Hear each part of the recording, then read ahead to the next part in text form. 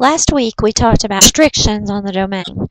We talked about graphs like 1 over x, how we can have a 0 in the denominator.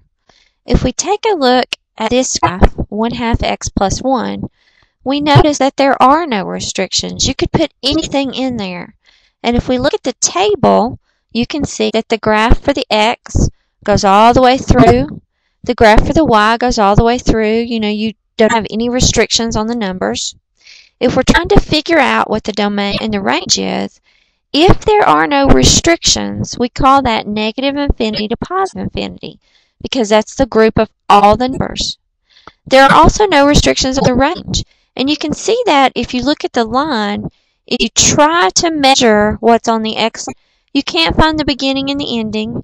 If you try to measure what's on the y line, you can't find the beginning and the ending.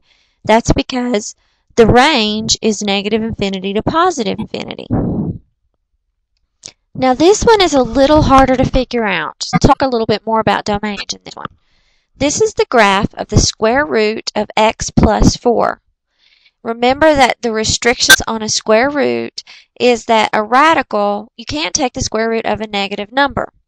So if we stuck a negative 4 in for x, we would have a 0. You can take the square root of 0, that's fine. But anything that was less than negative 4, like maybe a negative 5, would make that a negative number, and you can't take the square roots of negatives. So that would be a restriction on this. If we take a look at the x line, remember the domain is the set of all the x's.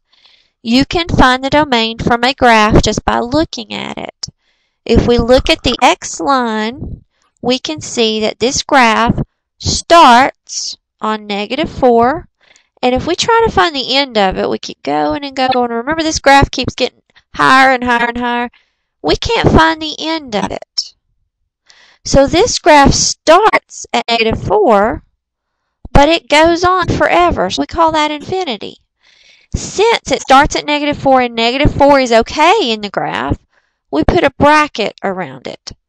Since infinity is a number that you can't find on the graph, we put a parenthesis around it.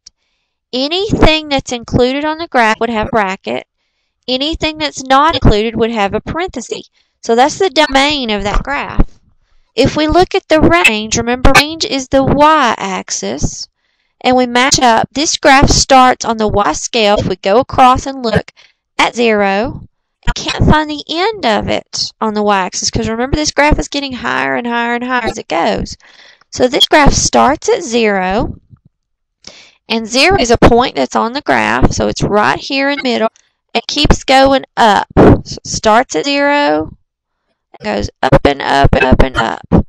If it starts at 0 and 0 is included, we put a bracket around it, and it goes on to infinity, so we put a parenthesis around it. That's the range. You can confirm that by looking at the chart. If you look at the chart at negative 4, you actually have a point 0, but if you go to negative 5, you have an error. So we can look at our chart and confirm what we think the domain and the range actually is. This graph is a little easier to see. You can see I've put the graph in my calculator. It's come out with what looks to like a half circle, a semicircle. Now, if we look at the domain, which remember is the x line, it has a definite starting point, which is on the 1. We have a definite ending point, which is over here, and we can count that. 1, 2, 3, 4, 5. So this graph on the domain goes from a definite starting point of 1 all the way to 5. So we would put brackets there. That's a comma. We put brackets there because that's definitely on the graph. If we look at the range, here's our definite starting point, and it's across from the 0 on the y-axis. So our range goes from 0, and if we count, let's count.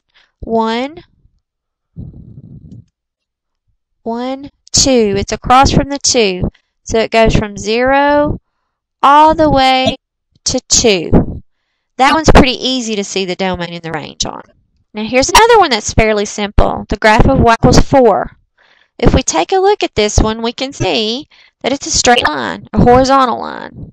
If we try to measure the length of it along the x-axis, We can't find the beginning point, can't find the ending point. So again, this one we would call negative infinity to positive infinity. Let's get my comma in there. If we look at the range, though, on the y line, every y is a 4. You have 1, 4, 2, 4, 3, 4, 4, 4. So my range is simply 4. Sometimes that one's a little difficult to see for some people, but that one's fairly simple.